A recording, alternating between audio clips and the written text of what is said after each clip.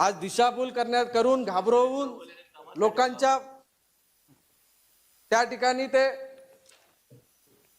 लाभ घेण्याचं काम अनेक लोकांना चांगल्या प्रकारे जमतं, पण आता यापुढे लोकांना दिशाभूल करून लाभ घेण्याचं काम या शहरामध्ये होऊ देणार नाही.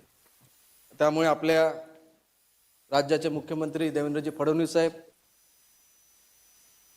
आणि आपले मंत्री गणेशजी नाईक साहेब यांनी प्रामुख्याने या विषयाकडे लक्ष देऊन हा जो अन्यायकारक कंत्राट रद्द करण्याचा त्यांच्या माध्यमातून झालेला निर्णय आणि MIDCला तो रद्द करावा लागला, यासाठी त्यांचं अभिनंदन सर्व झोपडपट्टी वासियांच्या वतीने या सभागृहाच्या वतीने आम्ही त्या ठिकाणी व्यक्त करतो. त्या ठिकाणी श्री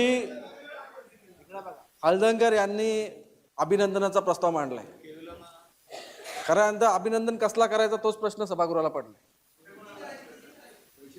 असा केविलवाना प्रयत्न क्रेडिट घ्यायचा आहे. जसं सांगितलं शिवराम पाटीलजी म्हणाले की 257 कोटी, तो 257 कोटीचं कर्ज देण्याच्या बाबतीतचं अभिनंदन करायचं काय? कारण की वसूल काय केलं जातं, कर्ज देतं तेच वसूल केलं जातं.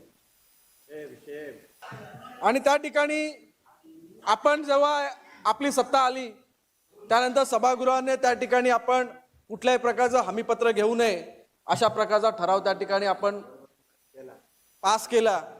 त्यामुळे खऱ्या अर्थाने अभिनंदन करायचं झालं तर सभागृहाचं अभिनंदन करायला लागणार आहे. कारण की नगर विकास खातं काय बोललं की त्या ठिकाणी खर्च वसूल करण्यात यावा, पण सभागृह काय म्हणालं, कुठलंही हमीपत्र त्या ठिकाणी घेण्यात येऊ नये.